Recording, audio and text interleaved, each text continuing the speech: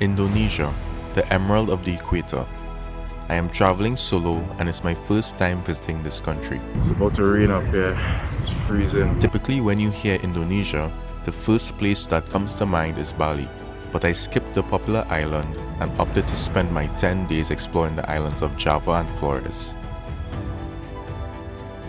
During my time here, I'll be checking out the country's most iconic sites, trekking stunning waterfalls, sacred temples, It's so unique. majestic volcanoes, These people, they crossing the barrier. and experiencing some of the local culture. I am visiting in July, which presented warm weather, sunny skies, and minimal rainfall, making it perfect for my adventures.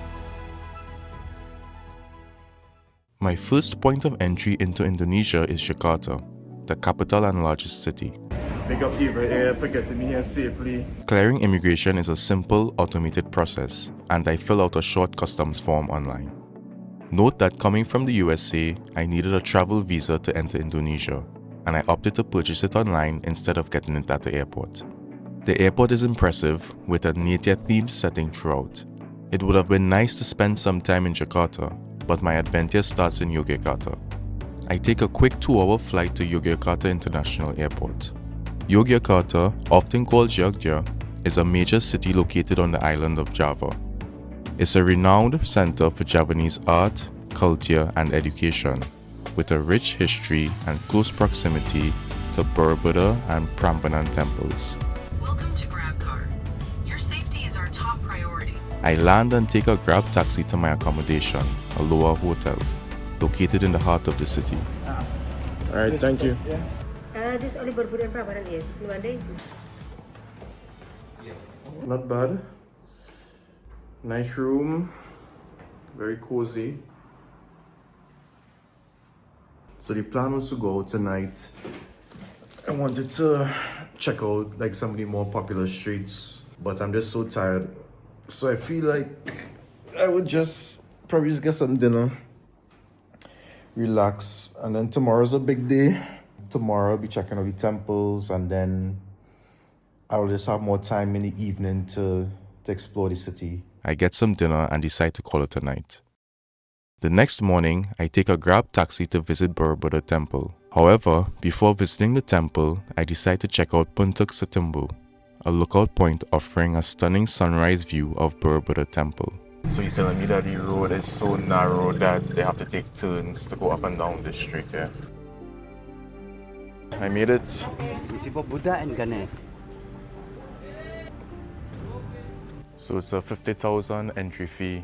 I hike about 20 minutes to get to the viewpoint. Good morning. Good morning. Banana. Banana? Yeah, banana. Yeah, I have a banana. Yeah. How much is it? 10,000. Oh, 10,000. Tiga. Alright. Yes. Thank you. Sama-sama.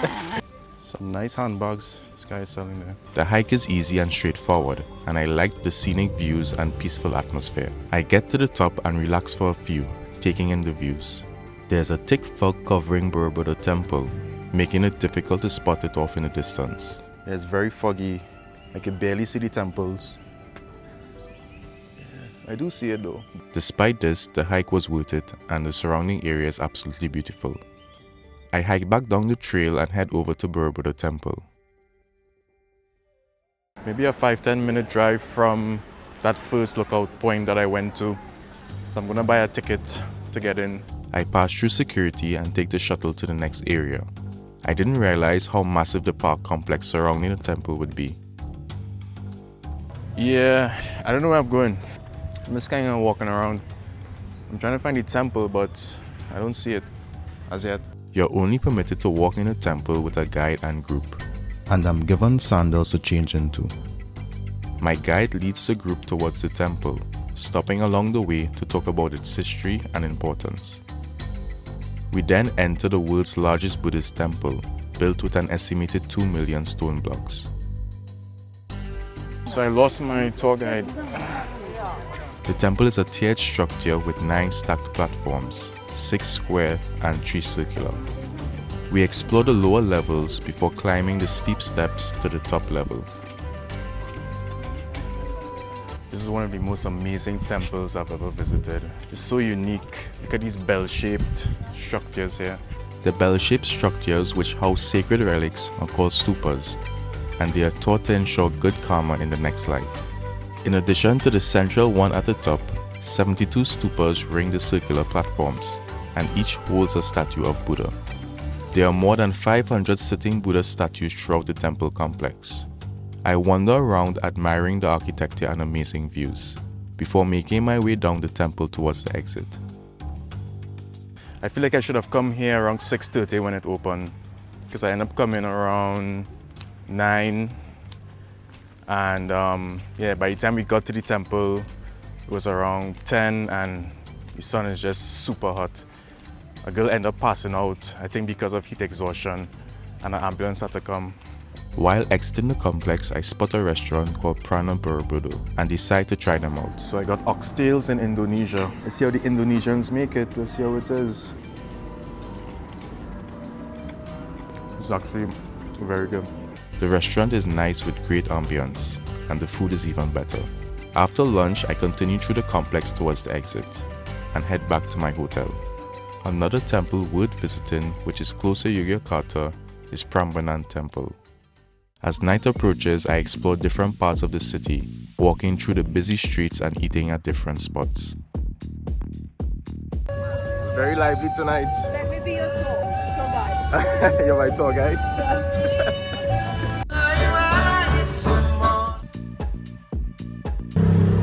Oh, you're taking me to a secret spot?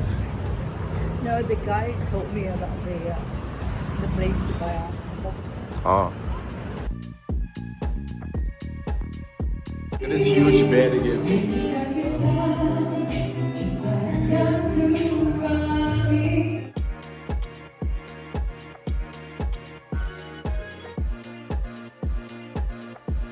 My initial plan the next morning was a day trip to Nepal and Java, a picturesque village located on the slopes of Mount Sumbing in central Java. It's nicknamed Nepal and Java due to the terraced houses and vibrant colors that resemble the hillside villages of Nepal. It is raining heavily in that region, so I decide to stay and explore the city of Yogyakarta. It's a beautiful morning in Yogyakarta. I'm gonna get some breakfast at a restaurant called Via Via. So my hotel, it's in a pretty good location.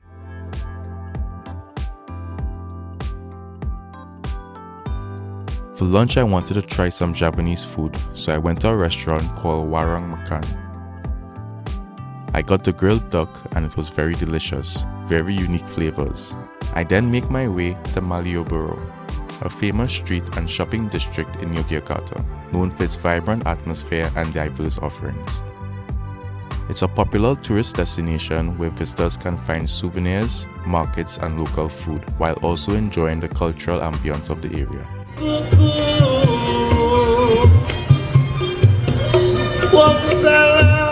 So Jogja used to be the capital city. Yeah, we used to move like Jogja, Jakarta, Jogja, and Padang used to be a capital city. Bukit Tinggi. Okay. So what's that there? The palace? It's a palace. It's a national palace where the president lives. Oh, the president lives there. So I just learned that Jogja is majority Muslim, but have notes of Hinduism.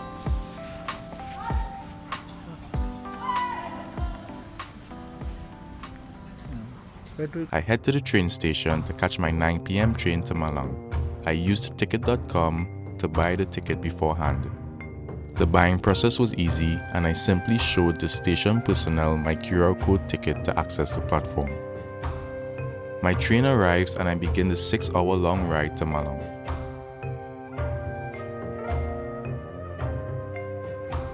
Malang is a city located in the highlands of East Java, known as the Paris of Java because of its cool climate and beautiful scenery. I arrive at the Malang station around 3 a.m. and take a Grab taxi to Annie's guest house. Okay, first impressions.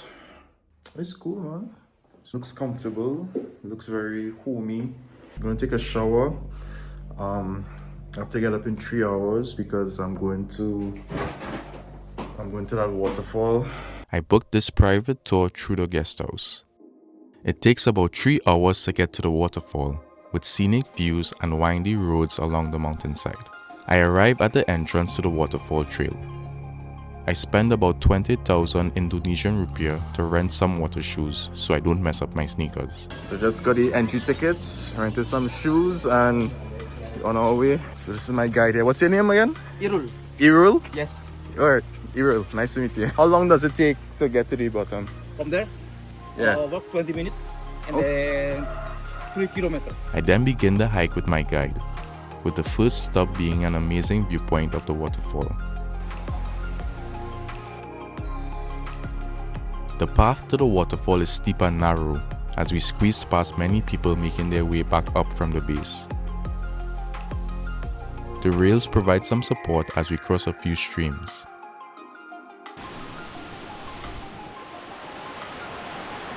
Made it to the first rest stop, and they have toilets here. But that was a steep hike down. So just gonna rest for 2 minutes here and then continue on to the base. Oh, they have a shop here with some snacks. The rest of the trek is straightforward as we get closer to the falls.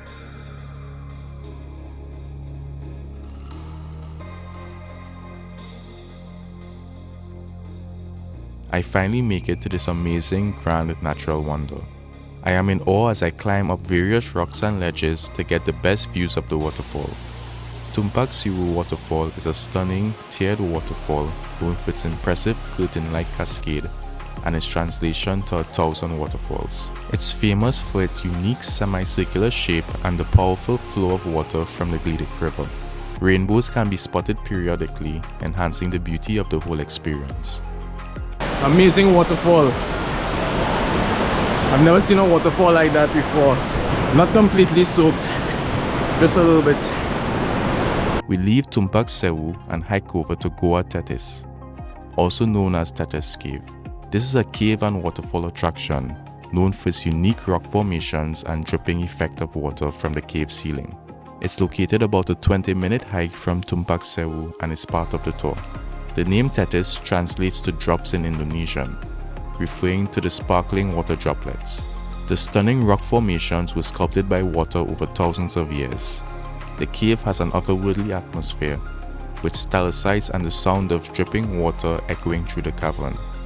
The trek, including the ascent to the canyon, was adventurous and physically demanding. Stop at the resting point there. I need to catch my breath.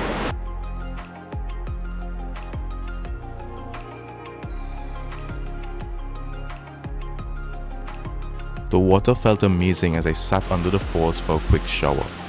After exploring Goa Tetes, we hiked all the way back up to the entrance. I admit that this part was the most challenging and I had to stop several times to catch my breath.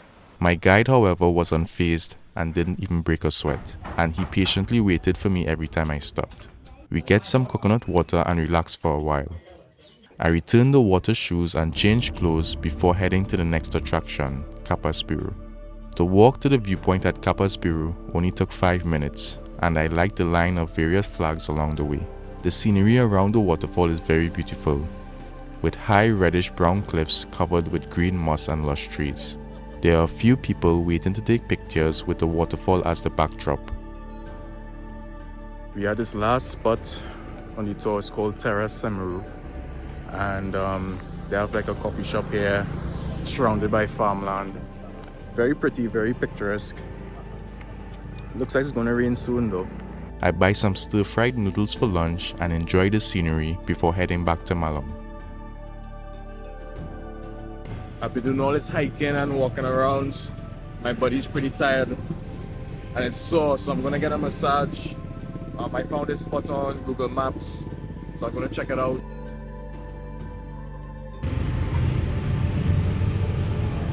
Hello. Full body VIP. Oh, so relaxing. If I could get a massage every day, I would get a massage every day. A shuttle picks me up at 12 a.m. for a group tour to Mount Bromo, organized through the guest house. After 3 hours of driving, we arrive at a small village in the mountains called Nagasari. We take a bathroom break and transfer over to 4x4 jeeps for the rest of the journey. We arrive at a sunrise point and hike a short distance up a hill to the viewpoint. I don't know where the hell we're going. I wasn't expecting this. I guess this is a lookout spot, but I wonder how long we have to stay here. There are ladies selling tea and coffee around a small fire. It's about to rain up here. It's freezing. Waiting for this sunrise. It is completely dark and unbelievably freezing. I hang out for a while, but it is too cold, so I go back to the jeep to wait until sunrise. The fog is extremely thick, which prevented us from seeing Mount Bromo.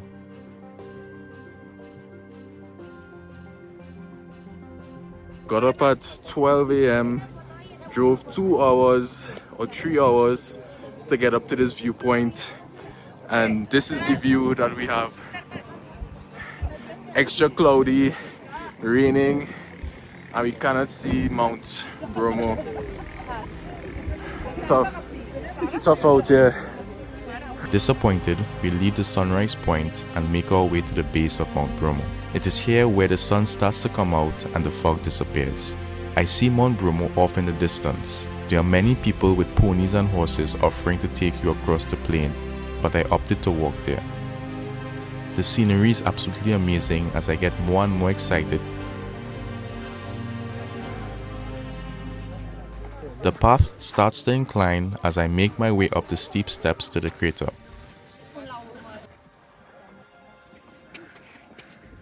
I get to the top and I'm hit with a strong, pungent smell of the volcano fumes.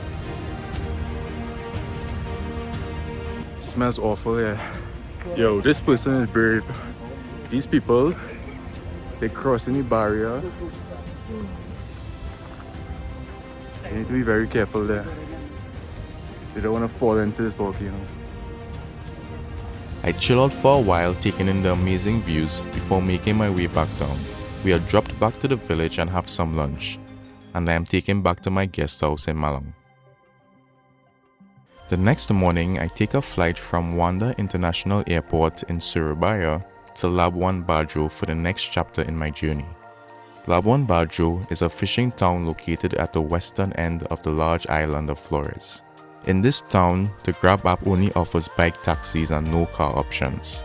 Because I have luggage, I take an airport taxi to my guest house. I arrive at WL Guest House and check in. It's very clean, it's comfortable. Yeah, spacious. The only thing is, they said no hot water in this particular room. I didn't know that before I booked. But I don't think that would be much of a problem. I walk over to this restaurant called Fusion Kitchen for dinner. I didn't think I'd be ordering pizza in Indonesia, but I'm gonna get some pizza and also gonna get some grilled fish, Indonesian grilled fish. The next morning, a shuttle picks me up to start a group day tour to Komodo National Park, including stops at Pink Beach and Pulau Padar. Our group arrives at the port and await for our ferry. After an introduction and safety briefing, we are off to the first attraction, Pulau Padar.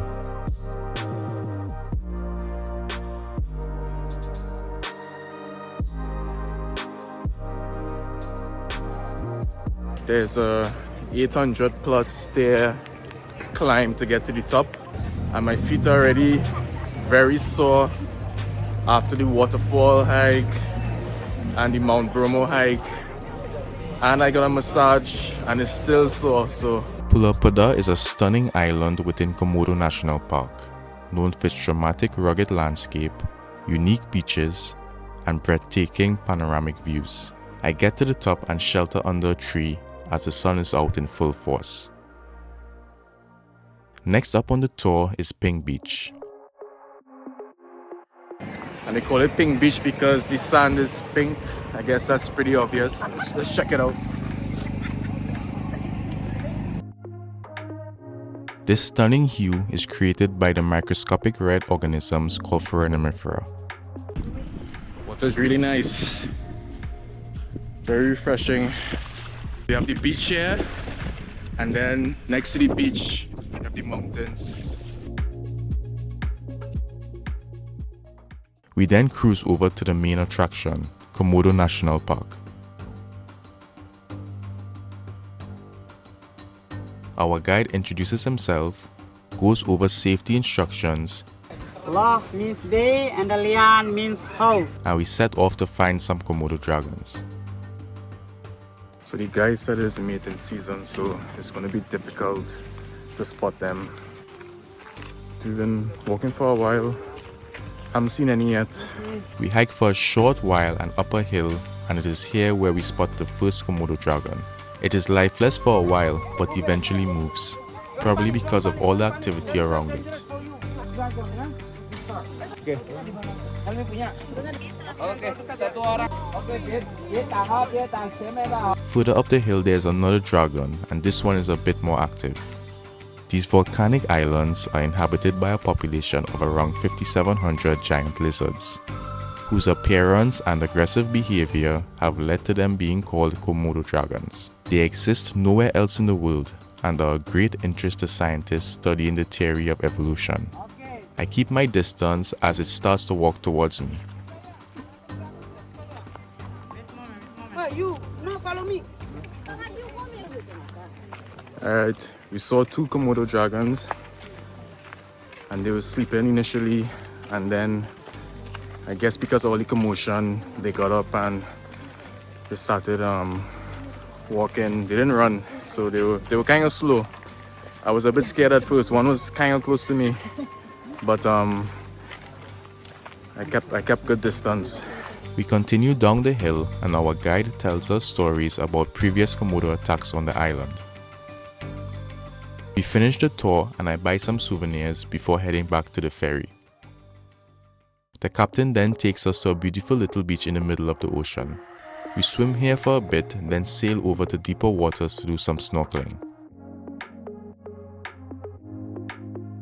That concludes the day trip as we sail back to the dock and the shuttle drops me back to my guest house. There's a popular street in Labuan Bajo called Sorkarno-Hatta Street, with many cafes and restaurants. I get some breakfast at a cafe called Days. I then take a grab bike to Baku Peduli. Baku Peduli is a weaving house that sells authentic Flores and Timor woven fabrics. Welcome to Rumah Tenun Baku Peduli. Let me see. Let's make it a flower. And this is the inside. Let's see. This one, it's coffee. Oh, it's coffee beans. Yeah, coffee beans. Because we also work with a coffee farmer from Flores. Because Flores is very famous with coffee. This is the coffee inside. Oh. So this is our natural dye studio. Like our kitchen. Okay. We do a lot of experiment here. We mix the color to find new color. But actually, this one is the... It was really nice learning about the weaving process and a bit about the culture. There's also a cafe serving Flores coffee and a gallery showcasing local artwork. I buy a t-shirt, a scarf and some coffee before heading back to my guest house. A great option for a 2-day trip from Labuan Bajo is visiting a Waerebo village located in the mountains of Flores. It's a unique and remote traditional village known for its distinctive cone-shaped houses called Baruniang. Visitors trek through lush forests to reach this village above the clouds, experiencing its serene atmosphere and rich traditions. Another option for a day trip is the Rangko Cave. Rangko Cave is a hidden coastal cave known for its crystal clear, turquoise blue water pool inside. I travel back to Jakarta that same night as I leave Indonesia to go back home the next day.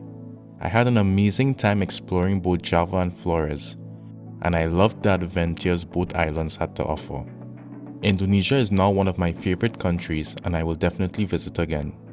Thanks for watching and safe travels.